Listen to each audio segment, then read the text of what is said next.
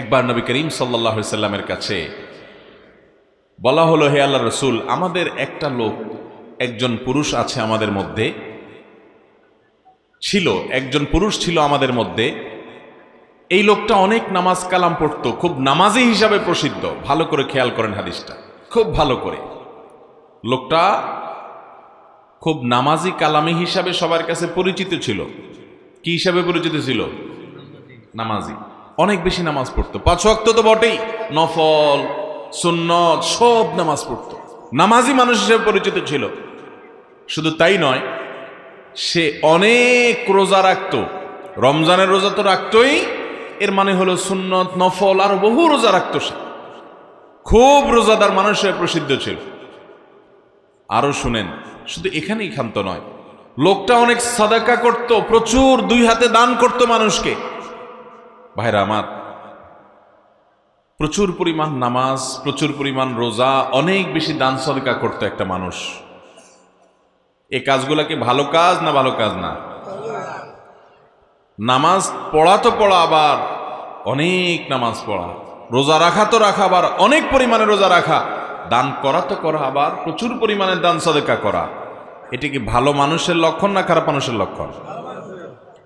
সাহাবায়ে কেরাম বলেন, হে আল্লাহর রাসূল, অনেক নামাজ রোজা অনেক দান সদকা করলেও এই লোকটার একটা অসুবিধা ছিল, যে তার পাশের বাড়ির লোকদের, পাশের ঘরের লোকদের, পাশের ফ্ল্যাটের মানুষদের, পাশের বিল্ডিং এর মানুষদের, প্রতিবেশী যারা ছিল তাদের সাথে তার সম্পর্কটা ভালো ছিল না, তাদেরকে একটু কষ্ট দিত।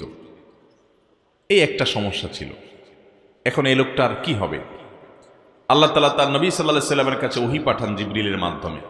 এই লোকটার পরিণতি কোথায়, তার ঠিকানা কোথায়, এটা আল্লাহ তাআলা নবী সাল্লাল্লাহু আলাইহি সাল্লামকে জানিয়ে দিয়েছেন। তিনি বলেছেন, তোমরা যে লোকটাকে বলতেছো অনেক নামাজি, অনেক রোজাদার, লোকটা অনেক দান সাদকা করে, অথচ সে প্রতিবেশীকে কষ্ট দেয়, শুনে রাখো, আল্লাহর ফয়সালা হয়েছে তার ব্যাপারে, সে জাহান্নামী।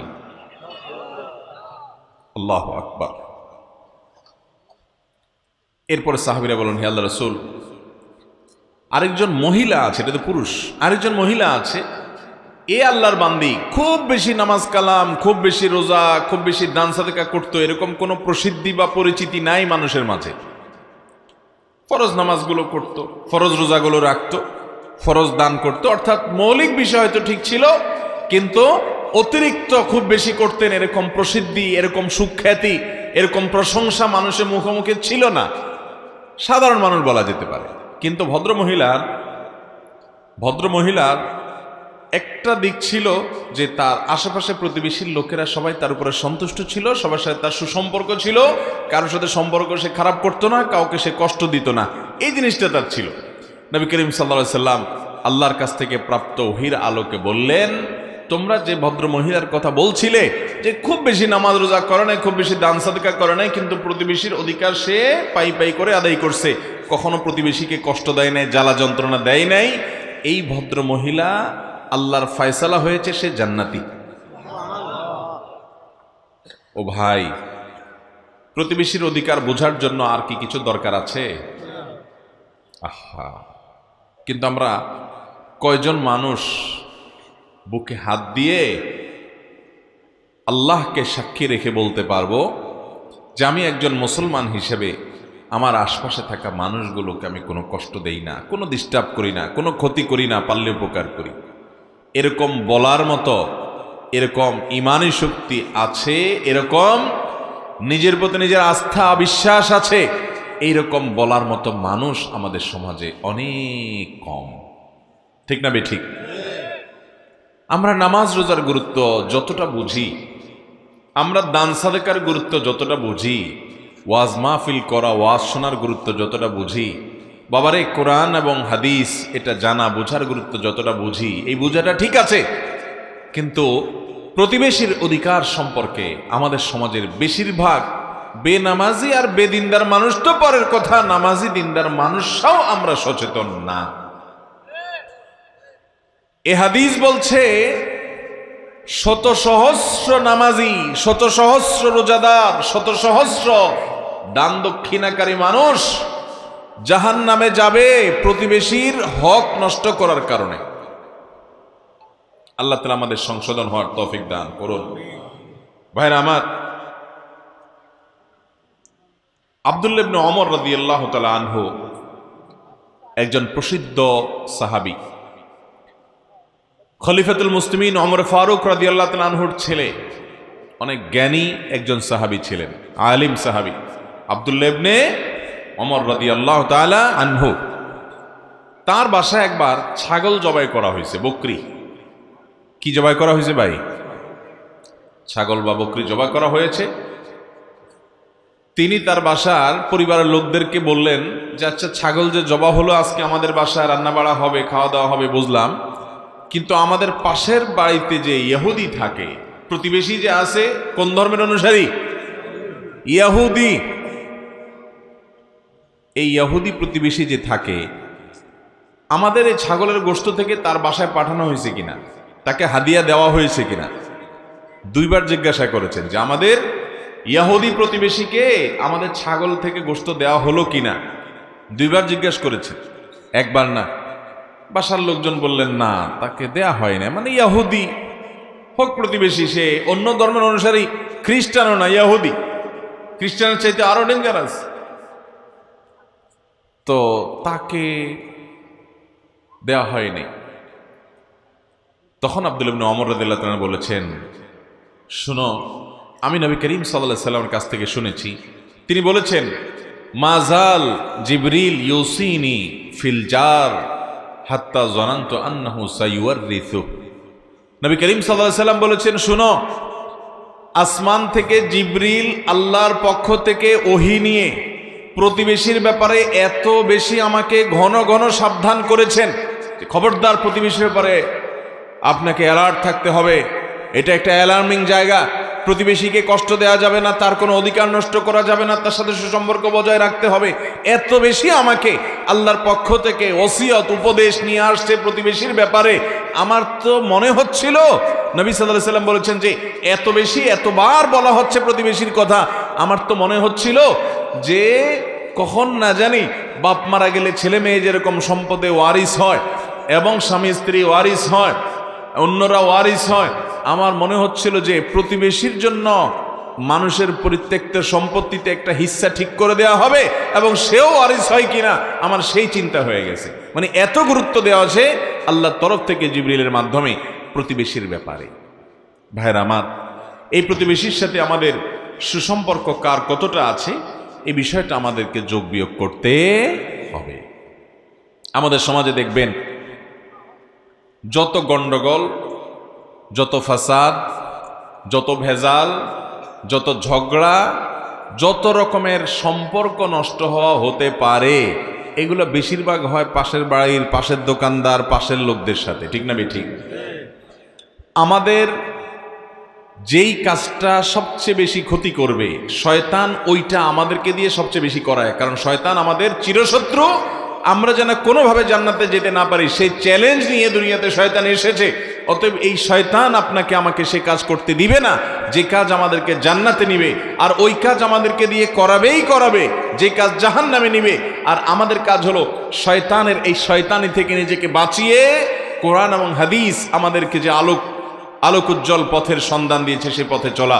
অতএব প্রতিবেশীদের অধিকার ব্যাপারে আমরা সাবধান হব তো ইনশাআল্লাহ। মোহতারাম হাজরিন, আপনি খেয়াল করবেন আশেপাশে একটু তাকালেই যে পাশের জমির লোক, তার সাথে আইল ঠেলাঠেলিটা বেশি হয়, ঠিক না ভাই? ঠিক, আইলি থাকে সেখানে, এই জন্য আইল ঠেলাঠেলি হয়।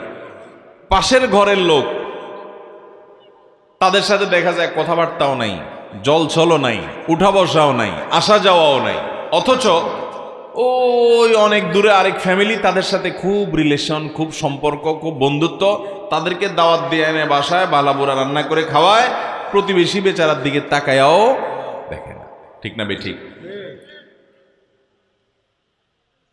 অনেক প্রতিবেশী আছেন শহরে, গ্রামে যাও আছে না আছে, শহরে বহু প্রতিবেশী আছে একই বিল্ডিংয়ে, পাশাপাশি ফ্ল্যাটে, মাসকে মাস বরং বছরকে বছর পার করে দেয়, জানেও না যে পাশের ফ্ল্যাটের ভদ্রলোকের নাম কি, ভদ্র মহিলার নাম কি, তারা কি করে, কোথায় বাড়ি, কি খায়, কি পেশা, জানেও না। চাচা আপনা জান বাছা, শুধু নিজেকে নিয়ে ব্যস্ত আছে, প্রতিবেশীর দিকে তাকানোর সময়, ঠিক না বে ঠিক বলেন? ভাইরা আমার, কোরআন এবং হাদিসের যে ভাষ্যগুলো আমি তুলে ধরার চেষ্টা করেছি, আমার মনে হয় প্রতিবেশীর অধিকার সম্পর্কে একজন ইমানদার কতটা সতর্ক হওয়া উচিত এই হাদিসগুলোর দিকে তাকালে সেটি বোঝা যায়। ইসলাম আমাদেরকে সামাজিক হতে বলে ভাই, সামাজিক হতে বলে, আমাদেরকে বলে আমরা অন্য মানুষের কল্যাণে আন্তরিক হব। আমরা শুধু নিজের চিন্তা করব না, আমরা অন্যের চিন্তাও করব। আমি আমার চিন্তা করব, আমার আশপাশের লোকদেরকে নিয়ে ভাববো, তাদের কল্যাণ কামনা করব। এরকম যখন সবার কল্যাণকামী আপনি হবেন, তখন আল্লাহর প্রিয় বান্দা হতে পারবেন। দেখুন, শুধুমাত্র ইবাদত বন্দিগি যদি মানুষ জান্নাতে যেতে পারত, হাদিসে বর্ণিত এই লোকটা জান্নাতে চলে যেতে পারত।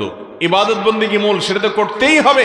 ওইটার পাশাপাশি মানুষের অধিকার, বাবার কি অধিকার, মায়ের কি অধিকার, স্বামীর কি অধিকার, স্ত্রীর কি অধিকার, ভাইয়ের কি অধিকার, বোনের কি অধিকার, প্রতিবেশীর কি অধিকার জানতে হবে এবং সে অধিকার আদায় করতে হবে। ভাইরা আমার, তাহলে আজকের এই মাহফিল থেকে আসুন আমরা একটা চ্যালেঞ্জ গ্রহণ করে উঠি। সেটা হলো, পৃথিবীর যেখানেই আমি বসবাস করি না কেন, যেখানেই আমি থাকি না কেন, আমার আশেপাশে থাকা লোকদের সাথে সম্পর্ক ভালো রাখাটা আসলেই কঠিন। দূরের লোকদের সাথে সম্পর্ক ভালো রাখা সহজ, কাছের লোকদের সাথে সম্পর্ক ভালো রাখা কঠিন। কারণ কি?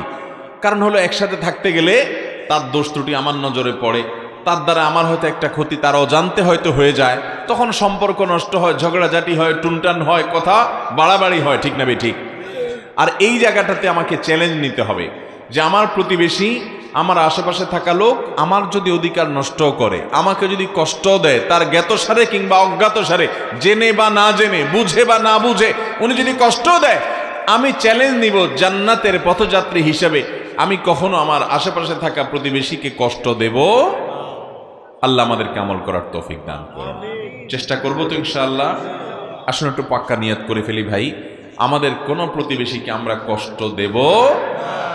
ইয়াহুদি, চিন্তা করেন, মুসলমান না, ইয়াহুদি প্রতিবেশী। আল্লাহ নবী সাহাবী তাদের ব্যাপারে পর্যন্ত সাবধান আছেন। আমাদের আশেপাশে থাকা হিন্দু কিংবা অন্য ধর্মের মানুষ যারা আছেন, কয়দিন আমরা আমাদের প্রতিবেশী হিসাবে তাদের বাসায় হাদিয়া পাঠিয়েছি, আপনি চিন্তা করেন তো। একটু হাদিয়া, একটু খাবার পাঠিয়েছেন, একটু উপহার পাঠিয়েছেন, এগুলো আমরা চিন্তাও করি না। মুসলমান আখলাক, আচরণ, ম্যানার্স, মানুষের সাথে আচরণ, মানুষের অধিকার, এগুলো ছাড়া একজন মুসলমান, পূর্ণাঙ্গ মুসলমান হওয়ার কোনো পথ খোলা নাই। আমি বারবার বলার চেষ্টা করি, এই কোরআনে নামাজ সম্পর্কে এত খুলে খুলে, এত ডিটেইল আল্লাহ তাআলা বলেন নাই।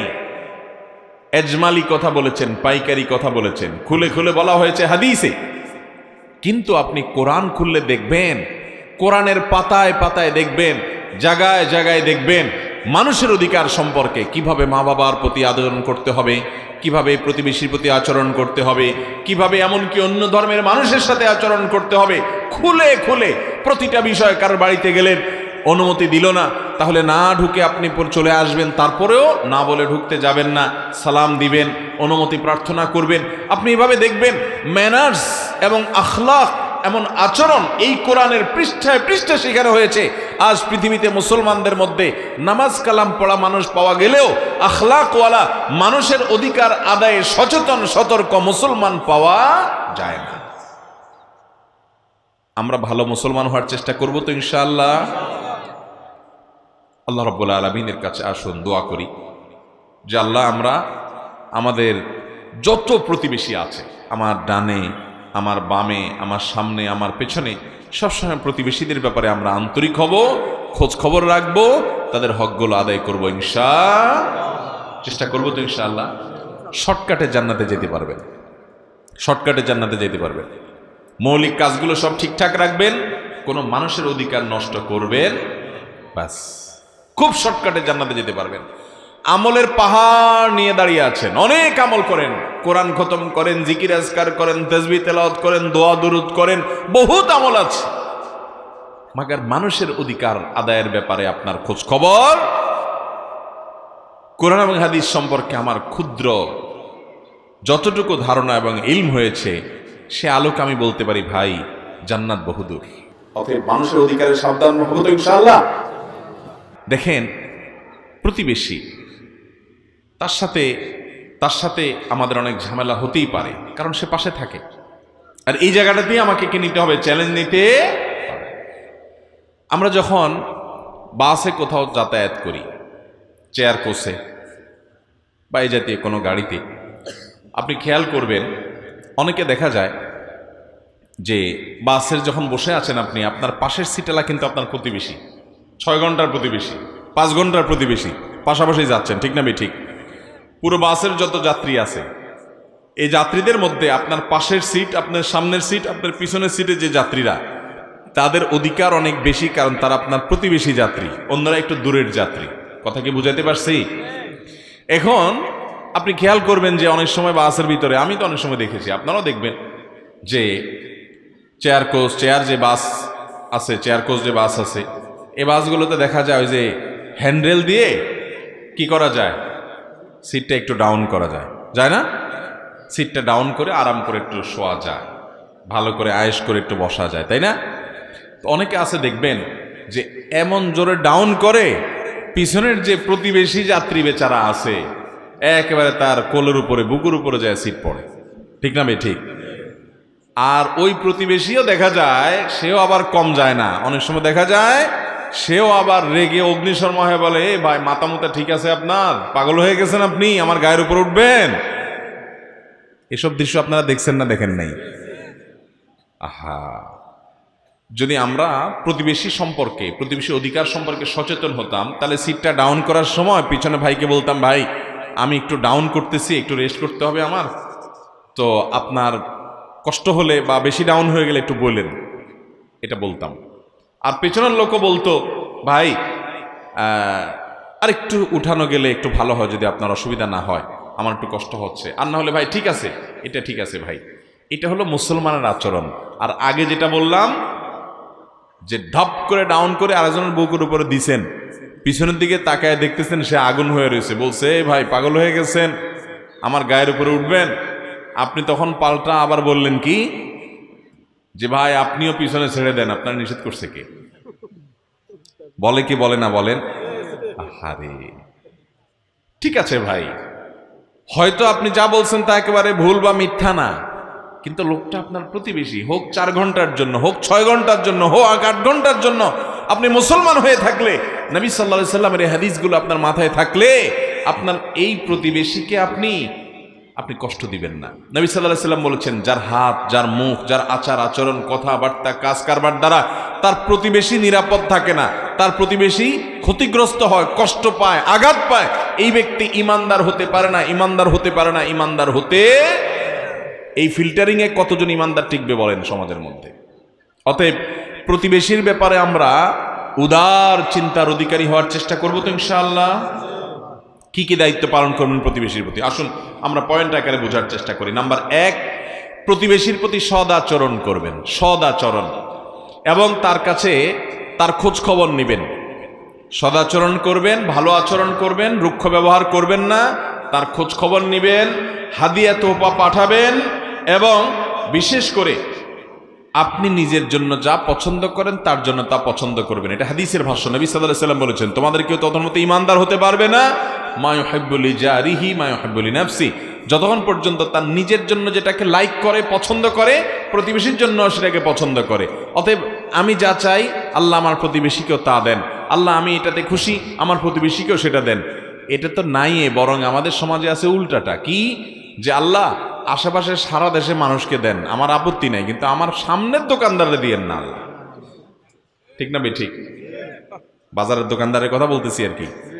মনে করেন আপনার দোকানে বেচা কিনা নাই, অনেক দোকানদার আছে মনে মনে এটা প্রার্থনা করে, আল্লাহ আমার বেচা কিনা নাই, বুঝলাম, দরকার নাই, থাক, কিন্তু পাশের দোকানদারের এর দোকানে যেন কাস্টমার না ঢোকে, আল্লাহ ওই আরেক বাজারে যে সব কিনে ফেলাক, তাও ভালো, আমি ওর ভালো দেখতে পারবো না, অথচ লোকটা আমার প্রতিবেশী। ঠিক না ঠিক? আল্লাহ আমার প্রতিবেশীকে আপনি কাস্টমার দিয়েছেন, আল্লাহ আরো দেন, তারে আরো দেন, সাথে আমাকেও দিয়েন আল্লাহ। এটা হলো ইমানদারের কথা। ঠিক না ঠিক? ভাইরা আমার, এই যে মনটা আছে না, মনটার ভিতরে যখন কুটিলতা থাকবে, ষড়যন্ত্র থাকবে, হিংসা থাকবে, শত্রুতা থাকবে, বিদ্বেষ থাকবে, লাগালাগি থাকবে, এই মন আপনাকে জান্নাতে যেতে দিবে না ভাই। আল্লাহ কোরআনে বলেছেন, ইয়াউমা লা ইয়ানফাউ মালুন ওয়ালা বানুন ইল্লা মান আতাল্লাহ বিকলবিন সালিম। দুনিয়ার সম্পদ, সন্তান, জমি জমা, টাকা পয়সা, প্রভাব, প্রতিপত্তি, নেতাগিরি, এগুলা কিচ্ছু আল্লাহর কাছে কাজে আসবে না, কোনো কিচ্ছু কাজে আসবে না। ইল্লা মান আতাল্লাহ বিকলবিন সালিম। কিন্তু কেউ যদি আল্লাহর কাছে একটা মন নিয়ে যায়, যে মনটা ফ্রেশ, দোকানদার হইয়া পাশের দোকানদারের কল্যাণে তার অসুবিধা হয় না, প্রতিবেশী হইয়া প্রতিবেশীর কল্যাণে তার কষ্ট লাগে না, বরং সে আরো খুশি, আল্লাহ আমার প্রতিবেশীকে আরো দেন, মনটাকে ফ্রেশ রাখে, পরিচ্ছন্ন রাখে, পবিত্র রাখে, ভালো রাখে, এই ব্যক্তির এই ভালো মনটা তার আল্লাহর কাছে উপকারে দিবে, জান্নাতে নিয়ে যাবে ইনশাআল্লাহ। অতএব মনটাকে ভালো করবো তো ইনশাআল্লাহ। প্রতিবেশীর সাথে যদি ঠেলাঠেলি, তার সাথে যদি মামলা মোকদ্দমা, ঝগড়াঝাটি, গন্ডগোল ফাসাদ থেকেও থাকে, আজকে থেকে এটা ভালো করার চেষ্টা করবো তো ইনশাআল্লাহ। আল্লাহ আমাদেরকে সে তৌফিক দান করুন। তাহলে প্রতিবেশীর যে অধিকার, এক নম্বর অধিকার হলো যে তার সাথে সদাচরণ করতে হবে। কি আচরণ করতে হবে ভাই? সদাচরণ, সুন্দর ব্যবহার করতে হবে, হাদিয়া উপঢৌকন দিতে হবে, উপঢৌকন পাঠাতে হবে, এবং নিজের জন্য যা পছন্দ করবেন তার জন্য তা পছন্দ করবেন। আমরা ছোটবেলায় একটা আমল দেখেছি মা চাচিদের কাছে, আপনারাও দেখেছেন, আমাদের এই লক্ষ্মীপুরে তো বটেই, যেহেতু আমি এলাকার সন্তান, আমি দেখছি, আপনিও দেখছেন, যেহেতু আমরা একই এলাকার, আর সারা বাংলাদেশেও বিভিন্ন এলাকাতে আমলটা আপনারা অনেকে দেখেছেন। ছোটবেলায় যখন দেখছি তখন বুঝি নাই যে এটা তো মা চাচিরা নিজেরা করে নাই, এটা তো হাদিসের ডাইরেক্ট নির্দেশ। এই বিশেষ করে আমাদের এই অঞ্চলে আলেম ওলামা বেশি ছিলেন, যার কারণে অনেক প্রচলন আছে যেগুলো সরাসরি হাদিসের উপরে আমল, আমরা জানি না, ওলামা একরাম চালু করে দিয়ে গেছেন, কিন্তু সেগুলো আজ হারিয়ে গেছে সমাজ থেকে। সেটা হলো, আমরা ছোটবেলা, আমি নিজে কত দেখেছি যে আমার মা তরকারি রান্না করেছেন, গোশত তো আর প্রতিদিন রান্না হতো না, হঠাৎ অনেকদিন পর একটু গোশত রান্না হয়েছে, তো বাটিতে করে একটু গোশত, একটু ঝোল, একটু আলু দিয়ে, একটা ট্রে বা কোনো কিছু দিয়ে বলতেন ওই তো চাচির ঘরে দিয়া। আপনারা এই কালচার দেখছেন? দেখেন নাই? ঈদের দিন তো এমন ঈদ জীবনে একটাও গেছে কিনা জানি না, যে ঈদে মা সেমাই রান্না করে, পায়েস পিন্নি রান্না করে, বিভিন্ন কিছু রান্না করে একটু একটু করে দিয়া আশেপাশে সব ঘরে ঘরে পাঠায় নাই, এমন একদিনও হয় নাই, প্রত্যেকটা ঈদে পাঠাইছে। আবার মা চাচিরাও আবার আমাদের ঘরে পাঠাইছে, এরকম আপনারা দেখেন না এই দৃশ্য? এখন কি খুব বেশি দেখেন?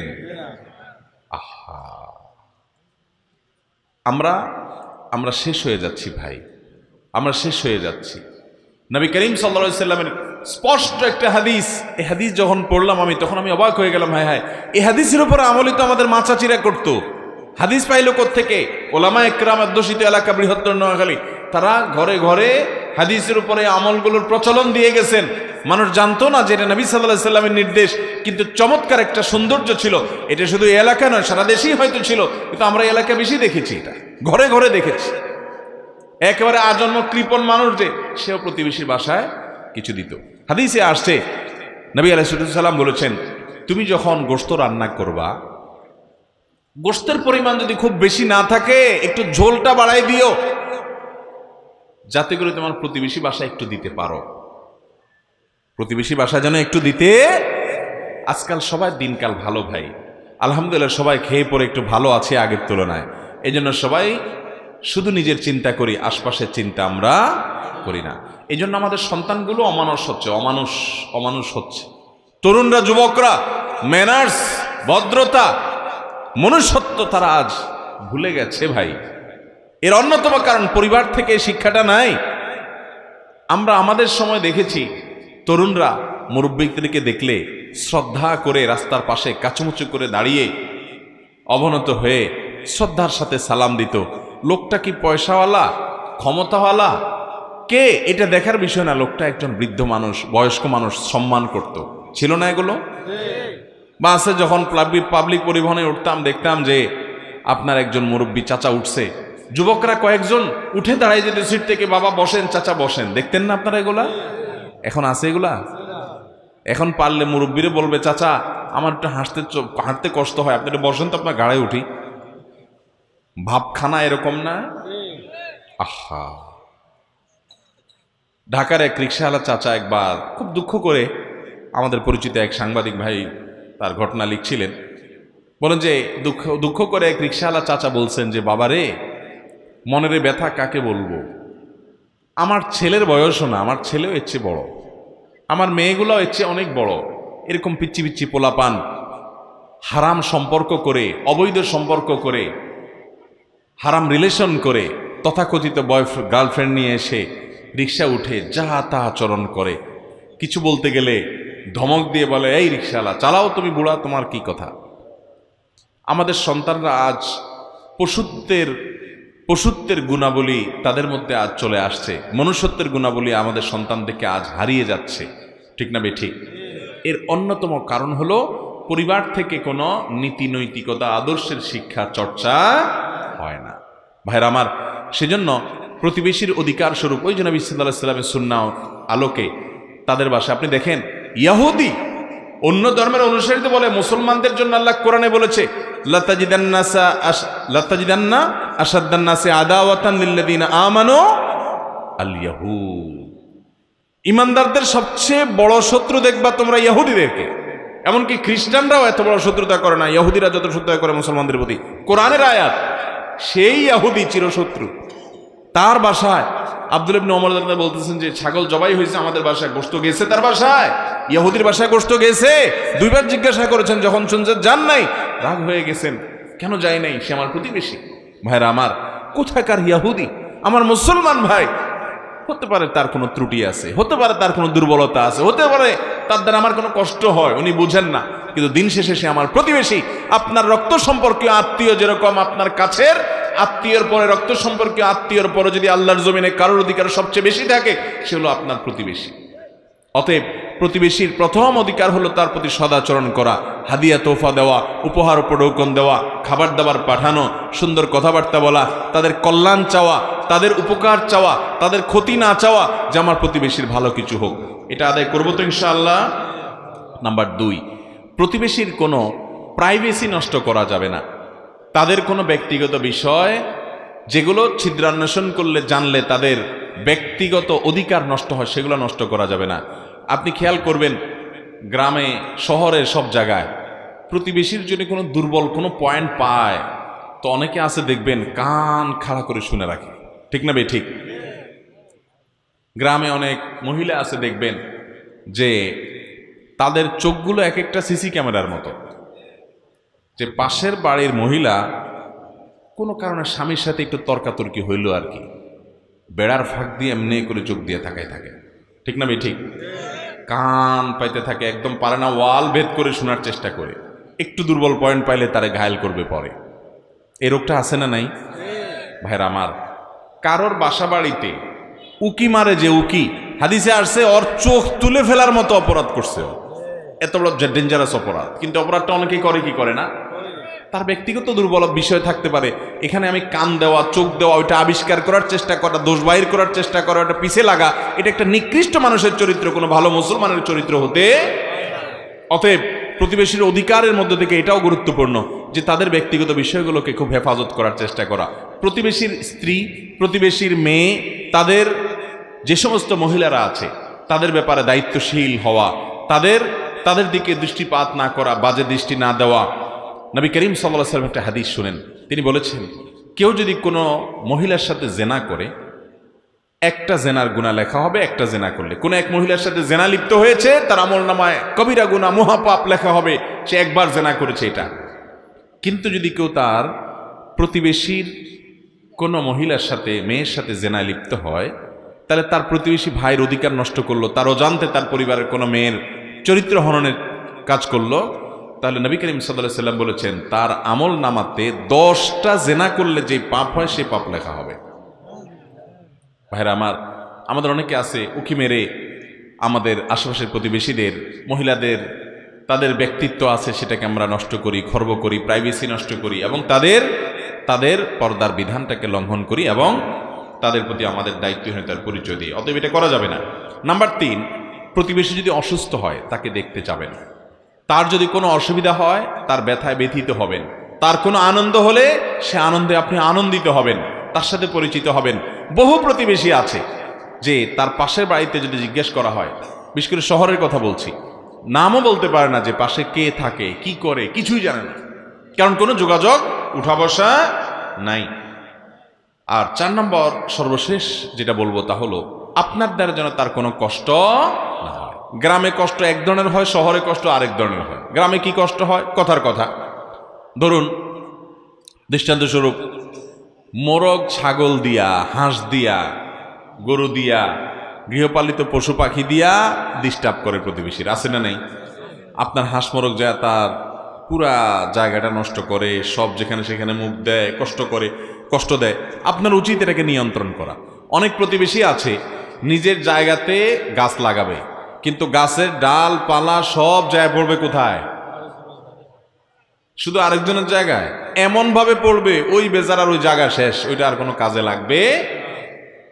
কিছু বললে বলে যে হ্যাঁ জায়গার গোড়া তো আমার এখানে, কিন্তু আগা আরেক জায়গা। এরকম 2 নম্বর করা মানুষ আছে না নাই? আরে ভাই, সে ইমানওয়ালা মানুষ কি নাই যে আল্লাহকে খুশি করবার জন্য জান্নাতের আশায় ওই গাছের ডাল সব কেটে ফেলে দিবে? ঠিক আছে, আমি সব গাছের ডাল কেটে ফেলে দিলাম, কয়টা গাছ এটা কেটে যদি আমি জান্নাত পাই অবশ্যই সেটা আমার জন্য লাভজনক, ঠিক না ভাই? ঠিক ভাইরা আমার, শহরে দেখবেন যে কথার কথা আপনার ছোট্ট একটু জায়গা, সিঁড়ির রুম, ফ্ল্যাটের দরজার সামনে এত জুতা এলোমেলোভাবে রেখে দিছে যে পাশে ফ্ল্যাটের লোকদের চলাফেরাতে অসুবিধা হয়, আছে না নাই? ময়লাটা বের করে এমনভাবে রেখে দিছে ভদ্রলোক তার ঘরের তার ফ্ল্যাটে ঢুকতে নাকে হাত দিতে দিতে ঢুকা লাগে, যেখানে সেখানে ফেলে দিছে, ঠিক না ভাই? ঠিক। ঢাকা শহরে যত খালি জায়গা আছে, আমি প্রায় বলি যত খালি জায়গা আছে, খালি জায়গা তো খুব বেশি একটা নাই। মনে করেন আশেপাশে সব বিল্ডিং হয়ে গেছে, একটা জায়গা এখনো খালি আছে, এটা এখনো বিল্ডিং হয় নাই। তো আশেপাশে বিল্ডিংগুলো থেকে দেখবেন জানালা দিয়া যত ময়লা আবর্জনা আছে, মাসে 50 টাকা 100 টাকা ময়লাওয়ালার বিল দিবে। এই টাকা বাঁচানোর জন্য ওই বস্তা ভর্তি পলিথিন ভর্তি সব ময়লা ওই জায়গায় ফেলা। খালি কোনো জায়গা থাকবে দেখবেন ওটা ময়লার বাগার হয়ে গেছে, ঠিক না ভাই? ঠিক। আহা, কি মুসলমান আমরা! অতএব কোনোভাবে আমাদের প্রতিবেশীদেরকে কোনো কষ্ট দেওয়া যাবে, তাদের কোনো কষ্টের কারণ হওয়া যাবে। আবার বলছি, 4টি কাজ করবেন। 1, তাদের প্রতি সদাচরণ করবেন, উত্তম ব্যবহার করবেন, তাদের উপকার করার চেষ্টা করবেন, তাদের হাদিয়া তোফা দিবেন, খাবার পাঠাবেন, সম্পর্ক ভালো করার চেষ্টা করবেন, পরিচয় হওয়ার চেষ্টা করবেন। অনেক প্রতিবেশী আছে মিশতে চায় না, আপনি আপনার দায়িত্বটা পালন করেন, তিনি না চাক। দ্বিতীয়ত যে কাজটা করবেন তা হলো প্রতিবেশীর কোনো দোষ ত্রুটি খোঁজার চেষ্টা করবেন না, কান পেতে পেতে তাদের ব্যক্তিগত বিষয়গুলো জানার চেষ্টা করবেন না, চোখ দিয়া তাদের কোনো কিছু দেখার চেষ্টা করবেন না, বিশেষ করে তাদের মেয়েদের চরিত্রের ব্যাপারে সাবধান থাকবেন, চোখের হেফাজত করবেন, সেদিকে দৃষ্টিপাত করবেন না। তৃতীয়ত, যদি প্রতিবেশী অসুস্থ হয় তাকে দেখতে যাবেন, যদি কোনো ব্যথায় ব্যথিত হয় তার পাশে দাঁড়াবেন, যদি তার আপনজন মারা যায় তাকে সান্ত্বনা দিবেন, যদি তার আনন্দ হয় সে আনন্দে ভাগাভাগি করবেন।